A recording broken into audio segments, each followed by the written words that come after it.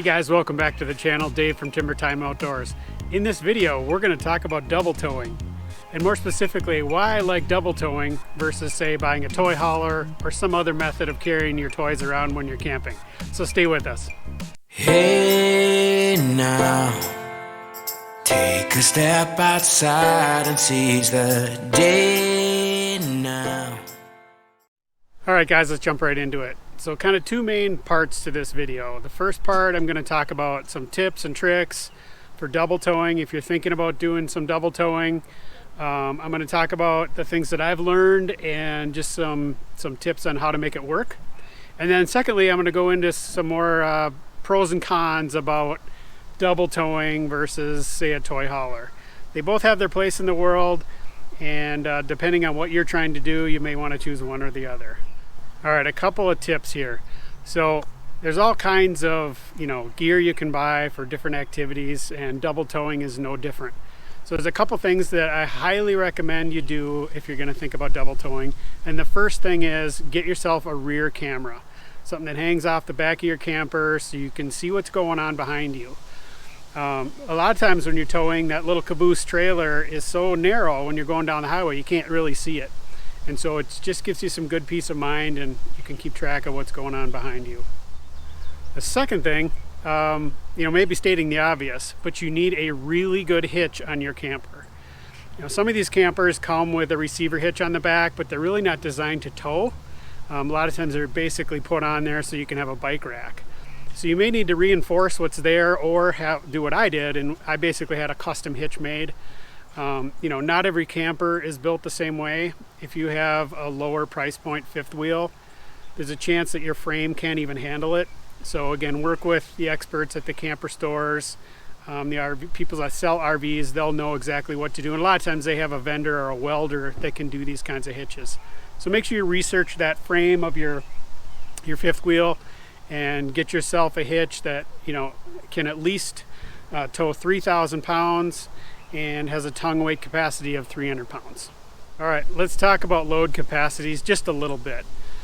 So there's all kinds of laws that govern double towing. Each state's a little bit different. I'm not going to go into that. Just make sure you understand what's going on in your state and understand what your truck and your RV are capable of. So know your overall capacity for towing on your truck.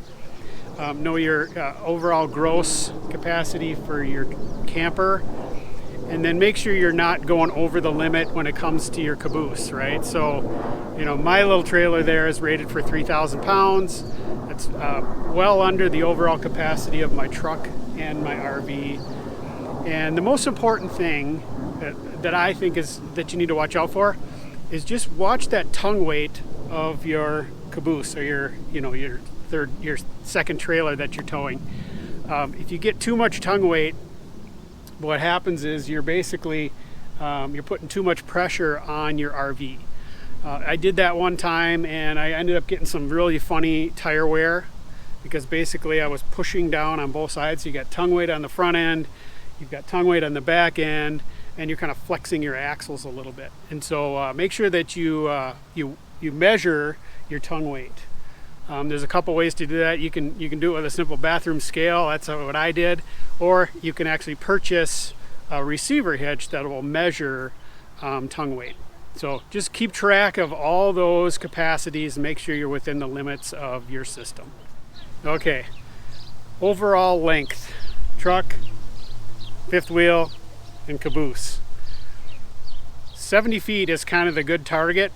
You can go up to 75 feet depending on the state you're in. My rig here is right on 70 feet. The shorter you go with your fifth wheel, the longer you can go with your caboose, but I like to target about 70 feet. Seems to fit in most pull-through sites like I am here, and I don't have any trouble at gas stations. You get any longer than that, and now you're getting up there with the length of a semi-trailer and so forth. But at some point you just have a very long vehicle and you just got to slow down and plan ahead. Okay, speaking of planning ahead, there's a couple things you should think about when you're planning your trip. Number one is, think about your fuel stops and where you're going to get fuel for your vehicle. So I like to use truck stops. The smaller gas stations are a problem. You have getting to the pump you need to get to is a problem, turning is a problem, and sometimes the entrance curbs are a little steep and you can end up scraping your back camper or your hitch. And then the second thing is, know your campsites. Scout them out a little bit. Make sure you have plenty of length. If you're doing a pull through, just make sure you got enough length for that 70 feet. A lot of pull throughs are that long, so you don't have any issues there. But if you're doing a back end site, you got to have a place to unhitch your caboose, and store it, and then back your camper up. That might sound like a hassle. It's actually not so terrible.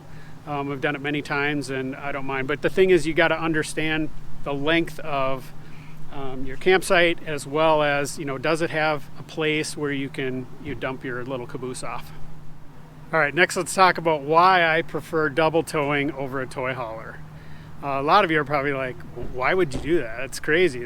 They're so long. Some people call them wiggle wagons, Here's the three things that I think are really important, or why double towing is a little bit better than a toy hauler. Number one, and this is a little bit debatable, but overall comfort. A lot of toy haulers are utilitarian inside, right? So you're pulling your UTV in, it's all muddy, you got a garage space in there, and you sacrifice your living space. This is a pretty posh camper, and my wife likes it, I actually like it, and my space for my machines, my Harley back here, my UTV is separate from our living space. I really do like that. So that's probably the biggest advantage of a double tow, is the two spaces, living versus garage, are separated. The second biggest advantage is that trailer right there has a lot more versatility. So if you get a toy hauler, you're kind of constrained by a box, right? You can only get certain things in that box. They're kind of designed for motorcycles and UTVs. Well, what if you want to bring a boat? It's pretty hard to slide a boat inside a toy hauler. So here you can tow a boat. I've seen people tow pontoons back there. As you go east, you see a lot less double towing. As you go west, it's a lot more common. But that's a huge advantage, to be able to take a boat. So if you're a fisherman, you want to sleep at night and you've got your boat so you can go fishing.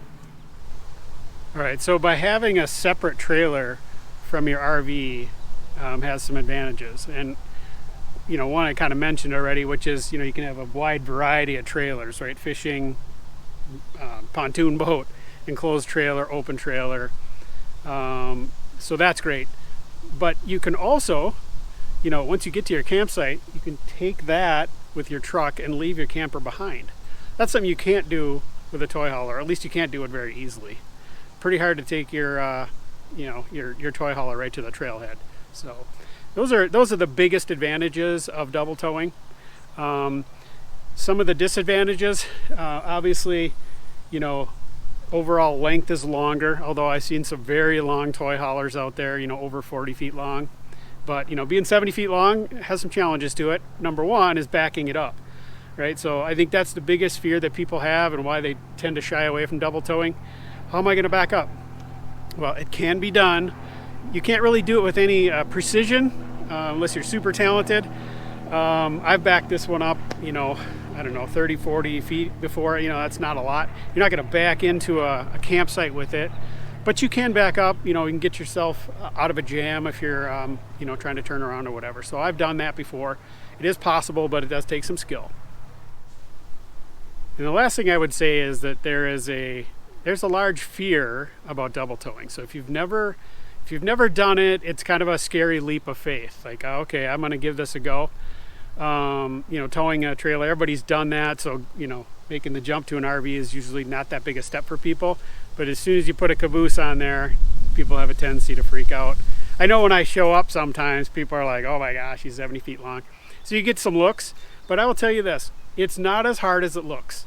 That little caboose just follows right behind. So if you can manage a fifth wheel, you're going to be able to manage double towing. It follows right behind the vehicle for the most part. And, I don't hit any curbs. I don't have to take turns wider. It just tracks right along, the wheels of the fifth wheel. So give it a try, guys. If you're thinking about it, it's not as hard as it looks. All right, we'll wrap this video up. Thanks for watching, guys. Hopefully you learned something. Maybe have a little more confidence now to give it a try if you've been thinking about double towing. I do recommend it. I do like it. It's brought some flexibility to our camping lifestyle. So hit that like button if you learned something. If you think others would benefit from this, please hit that share button. If you like this kind of content, of course, subscribe. We got a lot of videos on the channel now, and bringing you a lot more. So, all right, guys, we'll wrap this video up. Thank you for watching. You guys keep it in the timber. We'll talk to you soon. Bye-bye.